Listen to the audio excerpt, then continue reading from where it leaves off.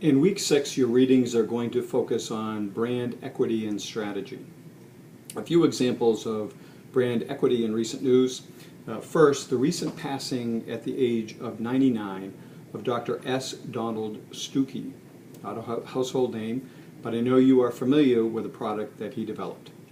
Dr. Stookey was a scientist working on materials for rocket nose cones, so he was dealing with products with very high temperatures. Well, he left a plate of photosensitive glass in an oven heated to 900 degrees Celsius, about 300 degrees hotter than he had intended. What he expected to find when he opened the door to the oven would be a pool of molten glass because of the error. But instead, the glass was intact and had turned a milky white. To make matters worse, upon removing the glass from the oven with tongs, he dropped it, but instead of the glass shattering, it bounced. What he had serendipitously discovered was a product that turned out to be harder than steel, lighter than aluminum, and 9 times stronger than glass that could go from oven to freezer without breaking. And that is how Corningware was born, out of a mistake. While the ceramic material was unique and had obviously very desirable qualities for cookware, what made Corningware a household item found in many or most households was the brand name.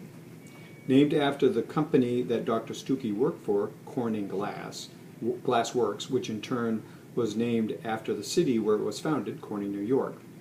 And the contraction with the term ware, as in cookware, flatware, etc., the brand became associated with a very specific set of useful product benefits. If you've ever eaten a casserole, it was probably cooked in Corningware. And you can thank Dr. Stookey for that. Another brand equity story came out of the same geographic area in upstate New York recently, with the announcement that the chain's, that area's largest supermarket chain, Price Chopper, would over the next 2 or 3 years be rebranded to Market 32, an upscale format that the company had been testing in one city. The number 32, by the way, comes from 1932, and that was the year that the chain was founded. I found this to be very interesting and almost unheard of in the supermarket industry. Supermarkets work very hard at building brand equity, especially those that have been around for many decades. For those of you living in the Baltimore, Washington area, think about the advertising campaign for My Giant at local chain Giant Food.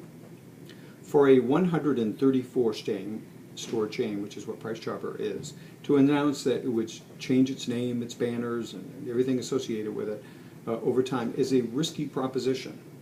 But if Market 32 creates a better image to their customer than Price Chopper, well, in time it may be looked at as a smart move. Something to think about during week 6.